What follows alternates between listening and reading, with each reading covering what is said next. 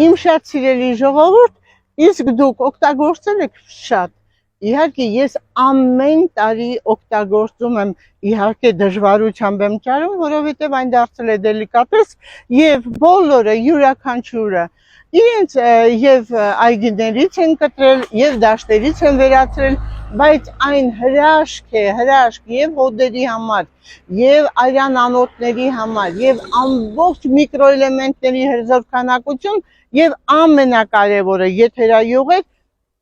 որ հերվից հերու անգամ նրա հոտը բուրում է մեր շրջապատում եւ ամենակարևորը ես ձեզ ասեմ պտուղները չափից ավելի առողջարար են։ Իսկ այս պահին, եթե ծաղիկները ծաղկած է եւ տերևները դեռ վրայում է, անպայման պոկում եք որևիցե մի ծաղկային մաս, ծաղիկները դնում եք մեկ թեյի գտալը մեկ բաժակ ջրին եւ այդ թուրմը խմում եք։ Ընդ որում մոտավորապես ուզում եմ ասել, եթե չորացած վիճակում է, ապա կես թեյի գթալը մեկ բաժակ 200 գրամ եռացրած ջրին, այն չափից ավելի լավ է ազդում եւ աղեստամոքսային տրակտի վրա,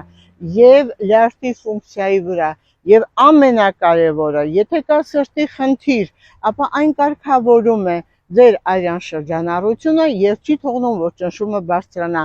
Օգտագործում ենք, բայց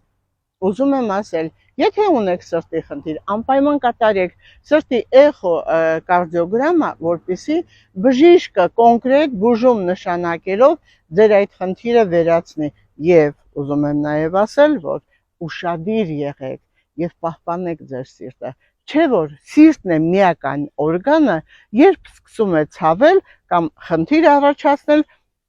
անմիջապես մարդու մտքով առաջանում է հիշում է մահը։ Դրա համար, որպեսզի ձեր մոտ ստրես չլինի, ապրեք առողջ եւ երջանիկ, օգտագործեք մեր